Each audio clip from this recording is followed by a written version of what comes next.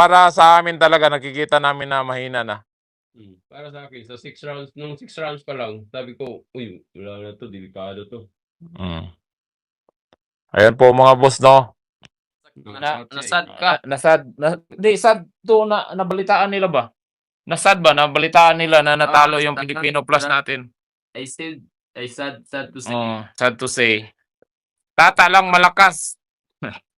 Pero yun nga mga boss, talo yung kababayan natin. Pero ano masasabi mo sa ano, tol? Wala na talaga. Ha? Wala na yung galaw niya, garbage Ang- yung galaw niya. Basura ng galawan niya. Hindi na. Tayo dyan. Tayo dyan. Patayin na natin to.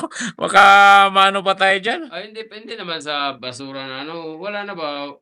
Alam natin may history siya sa boxing, pero ngayon sa galaw niya na pinapakita niya, wala na yung boxing sa career niya. Wala na ano pang papatunayan niya. May napatunayan na siya. Delikado pa siya ma-discuss siya dyan pag ginagawa niya. Tuloy-tuloy niya pa yan. Yun lang. Oo. Kasi yung inalala mo lang, yung buhay niya, yung healthy, yung ano niya. Diba, sabi ko, 6 rounds, sabi ko, uy, stop na to, wala na to. Oo. Sana, oo. Pero umabot pa ng 8 kasi boxing ka, may ano ka, may dugong matapang. Fighting spirit yung nagbibigay sa kanila.